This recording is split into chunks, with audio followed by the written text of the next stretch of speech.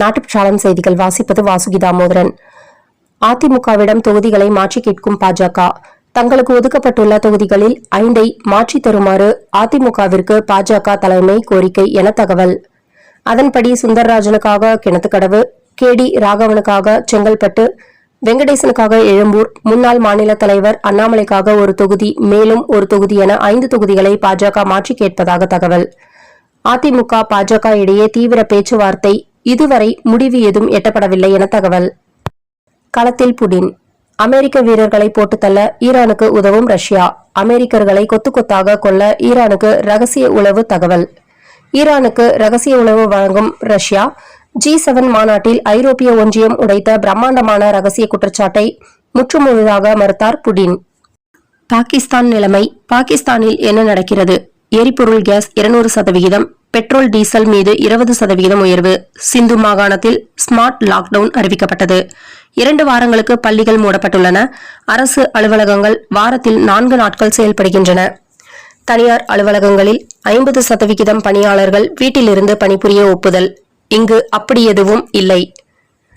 சில அரசியல்வாதிகள் லாக்டவுன் இருக்கும் என வதந்திகளை பரப்புகிறார்கள். அது மிகவும் தவறானது என ராஜ்யசபாவின் நிதியமைச்சர் நிர்மலா சீதாராமன் கூறினார்.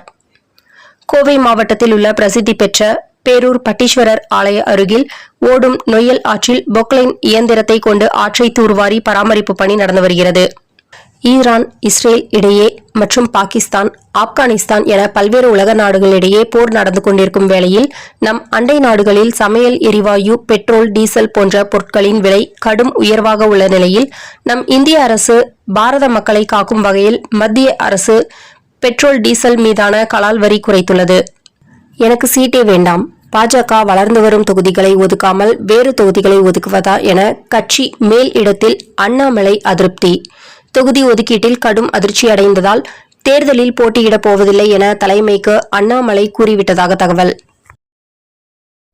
மாதம் தவறாமல் வெளிவரும் நாட்டுப்பற்றாளன் பத்திரிகையின் செய்தியாளராக பணிபுரிய விருப்பம் உள்ளவர்கள் கீழே உள்ள நிர்வாக அலைபேசி எண்களில் தொடர்பு கொள்ளலாம்.